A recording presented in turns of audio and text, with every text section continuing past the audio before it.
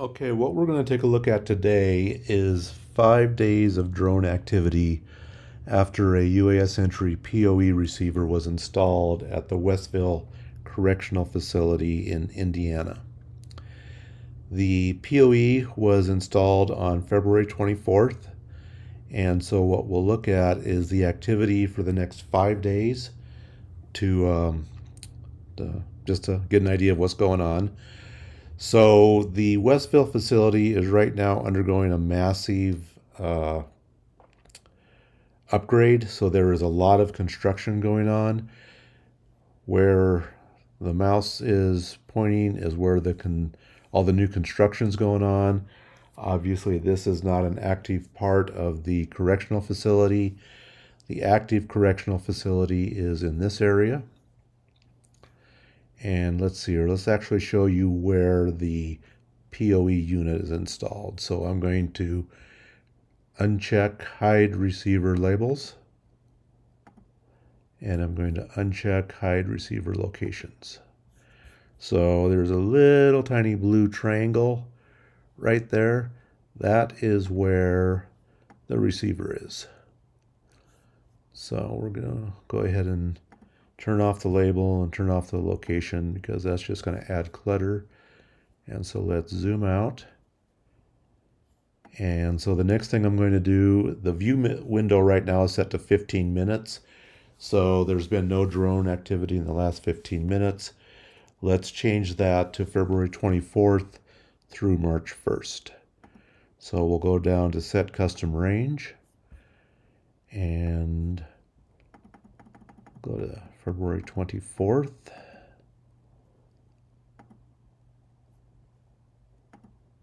Set it to midnight.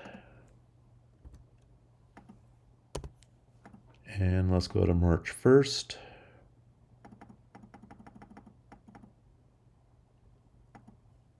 At midnight. Okay, so we're going to see all the drone activity from February 24th midnight to March 1st midnight. So we'll hit save. So let's go ahead and zoom in. We'll put it in satellite mode. So the map is right now replaying all the drone activity. The text that's appearing is data on the point that's currently being drawn. So we can see an Autel Evo 2 version 3 is flying around, or was flying around. Autel seemed to be the drone of choice by people wanting to drop bad things into correctional facilities. Probably because until about a year ago, DJI's geofencing would not allow a DJI drone to fly over a correctional facility. They have since removed that restriction.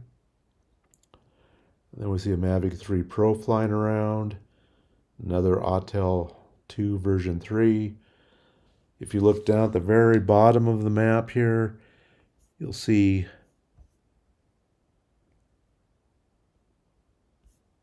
should see the number of data points. So a total of 2,931 data points. Right now we're at about 2,800. So the map will be done drawing in a second or so. Okay, so there's all the flights. If you scroll down, you'll get data about each particular flight. For example, here's one that said it was a DJI Air 3. Maximum AGL was 288 feet. Max speed was 47 miles an hour. Distance between the drone and the pilot was 4,200 feet, the max distance. Here's one where the AGL was 1,800 feet. It was a Mavic 3 Pro. This is probably the contractor's drone, so he was flying it pretty high. And if we scroll down some more, here's an Autel Evo 2 V3. He was flying at 1,300 feet above the ground at one point in time, and he was about a mile. So that's a little suspicious.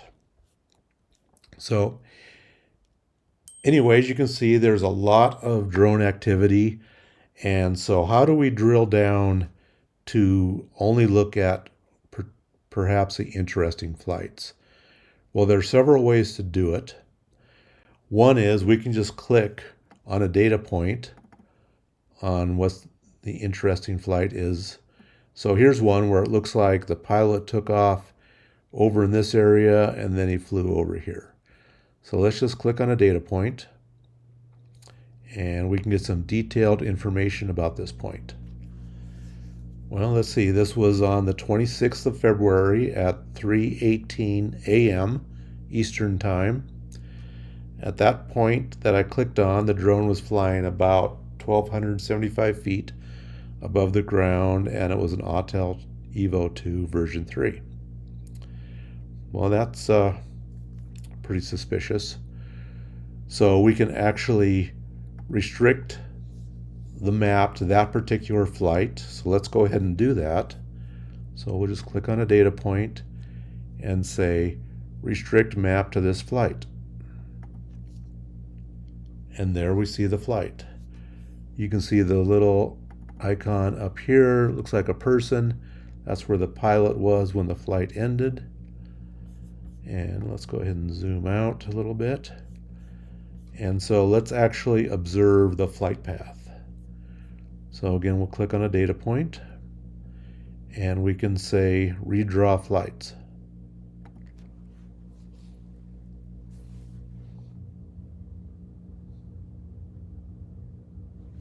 And if that was a little too fast, we can adjust the timing.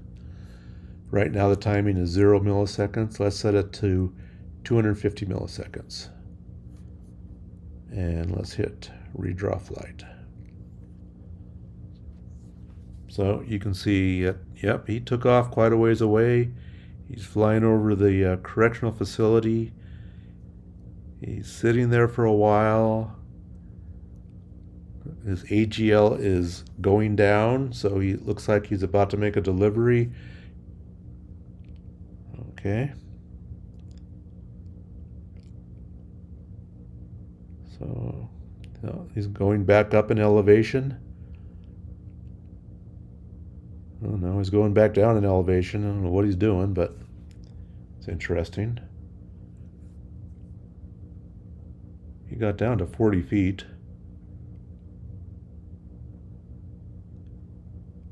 He's going back up. Now he's returning home.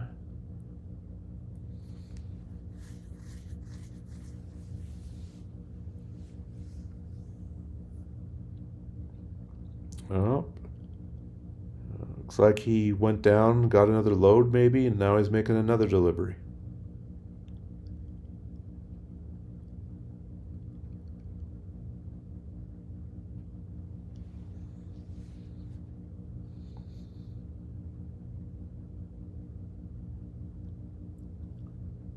He's going back up in elevation. Now he's coming back home.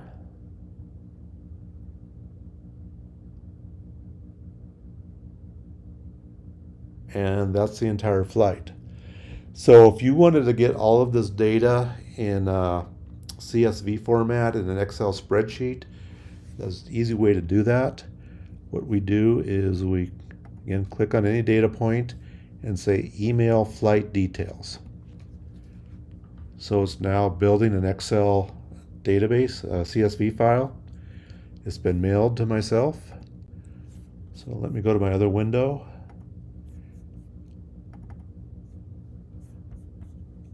And I'm going to reduce this window so I can pull in the email.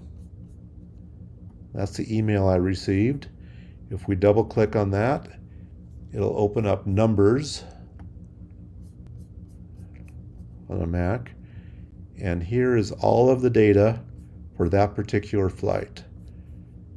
How many data points do we have? We have 382 data points. The flight, we can get, let's go ahead and click on this and say freeze header rows. That'll be easier. So the pilot lat and long throughout the flight, the drone latitude and longitude, the Sentry Sentry didn't move, obviously. The drone AGL for each data point, the speed, the heading, the distance between the pilot and the drone.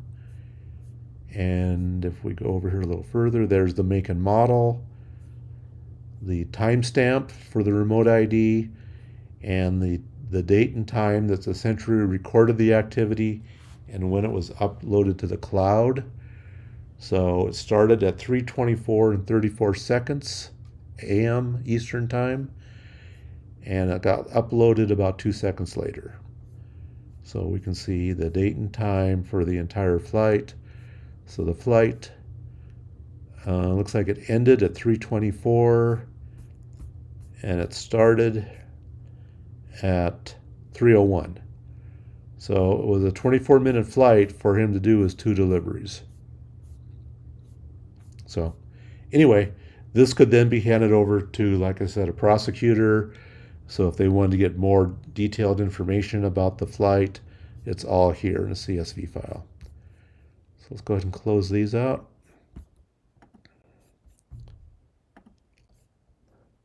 Let's go back into full screen mode on this guy.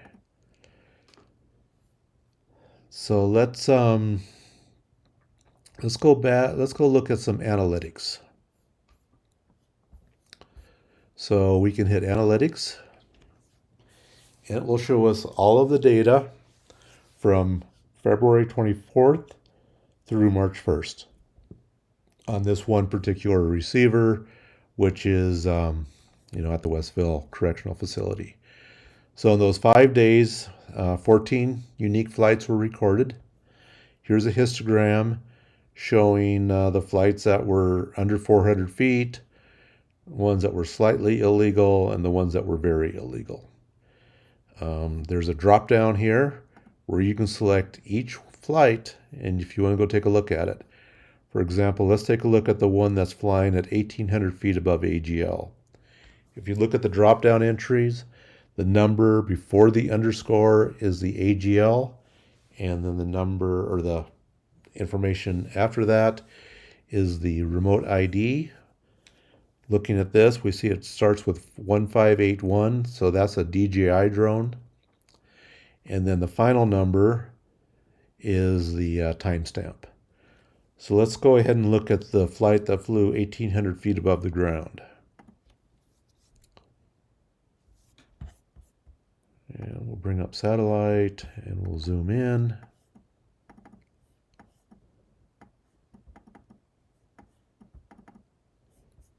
Let's change our timing to 0 so it draws it much faster. And you can see it's flying around the construction area.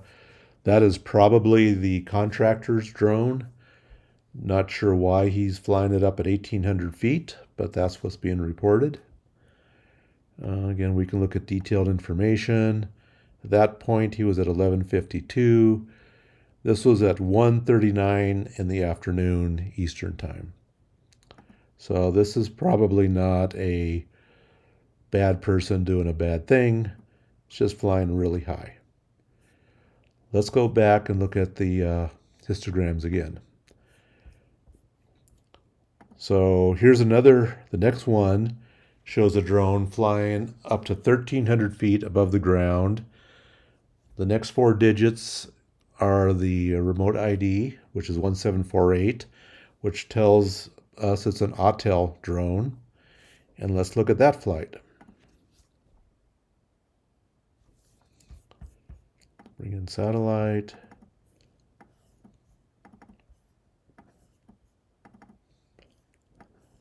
And sure enough, this looks like a bad person dropping bad things into the prison. Let's go ahead and look at a data point. And this happened at 2:23 Eastern Time in the morning on February 26th. And I believe this person was actually caught. Another thing you can do is, if you're interested to see what other dates that this drone has been detected, we can click on detection history, And this drone was only detected on that one day. I think this was the day that the person was apprehended. And that's it. Let's go back and look at the histograms and look at some other things. We've got a table showing the max distance between the pilot and the drone. Let's actually make this table a little bigger.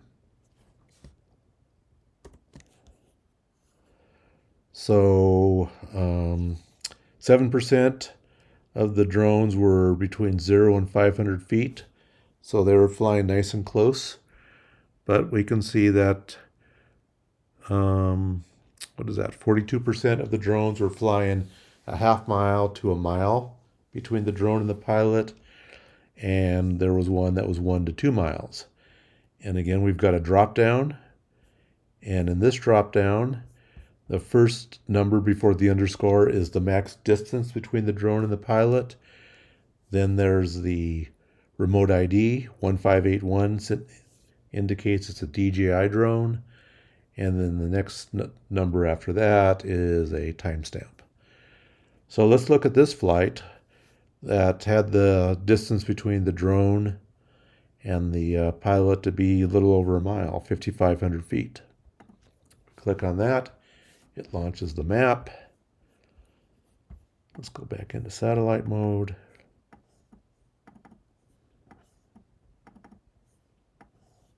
And this, again, it's interesting. The pilot launched from this intersection down here, and then he was flying, or she was flying over the construction area. Interesting flight. We want to observe the flight. We can just, again, click on it. Let's look at detailed information. This was an Air 3S, and this was at 2:40 in the afternoon Eastern time. Oh, this was actually a police drone. This drone has been identified as a police drone, and the reason I know that is that it's blue. We can turn off flight path colors.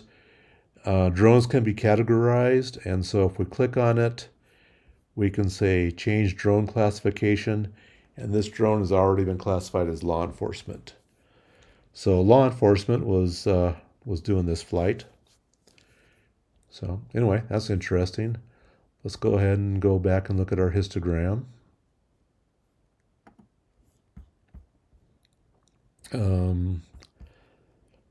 Again, if we bring the drop down, we can scroll down and we can see there's a drone ID that begins with 1748. He was flying almost a mile between the drone and the pilot. 1748 means it's an AUTEL. Let's take a look at that flight.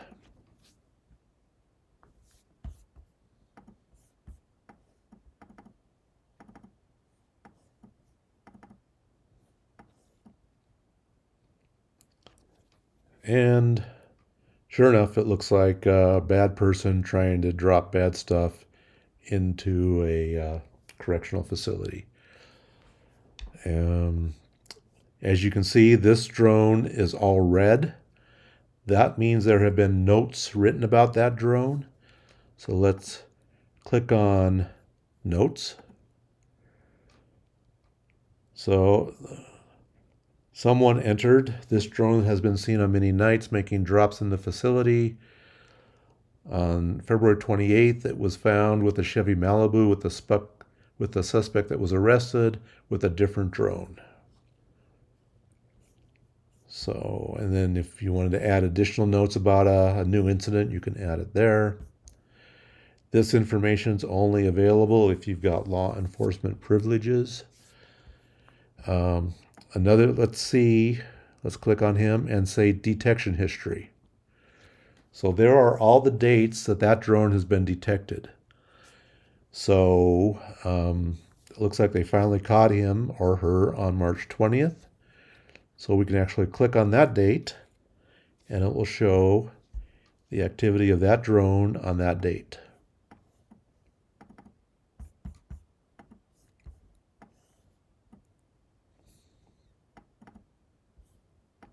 So he took off very close to the prison. Okay, so let's go back to the analytics. And we can look at max speed per flight. How fast is the drone flying? Now here's one that's very useful for correctional facilities. It's the hour in Eastern time that the flight was detected. So we can see that there are flights, from midnight to 2 a.m., 2 a.m. to 4 a.m. And again, with the drop down, we can click on a flight. Let's say here's one that was at 02, which means it was detected between 2 o'clock and 3 o'clock Eastern time. 1748 says it's an EVO, an ATEL. And so if we click on it,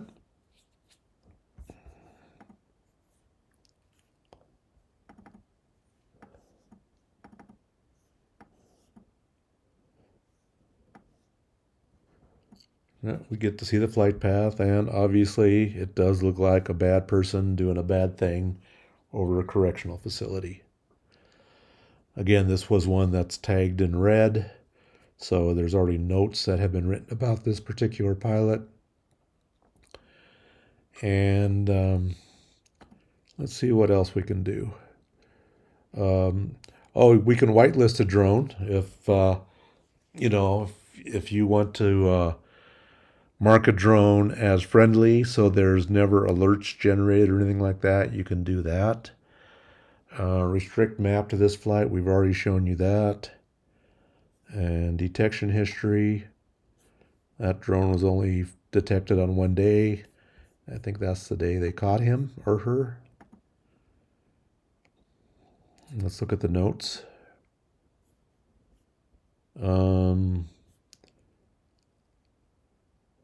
Looks like employee 552 at the correctional facility entered this at 2:07. So let's just kind of wrap up, and we'll show what the rest of the analytics can show you.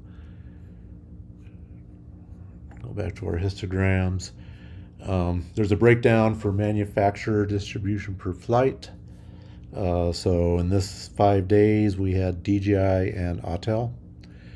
Of the 14 flights, we had an Air 2S flying, a Mavic 3 Pro, an Air 3, Air 3S, and Evo 2 V3s. And again, you can select the drop down if you want to look at a particular flight. You can do that. The minimum distance to the perimeter center.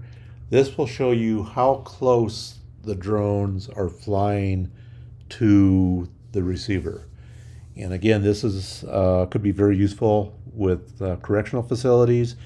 If you've got drones flying very close to where the receiver is, the POE receiver, that means they're flying, right in your face. So you can look at those. The next one is maximum distance to perimeter center. And this will give you an idea of what kind of range you're getting on your receiver. Since we've only got 14 flights in a 5-day period, it's not real useful in this example. But if you go back and look at a month or 2 months worth of data, and for example, you're seeing flights 3 or 4 miles out, that'll give you a good indication of what kind of range you're getting with your receiver. Receiver range varies greatly based on many factors. If it's in a congested area, if it's in a mountainous area, if there's a lot of skyscrapers around, all of those will affect the range. And I guess that's pretty much it. So between the analytics and the drop downs you get when you select a data point on a flight, you can very easily really drill down and find the interesting flights. So I guess that's it. I hope you found this video useful, and if you want more information, be sure feel free to reach out to UAS Sentry via our website or contact any of our resellers. Thank you.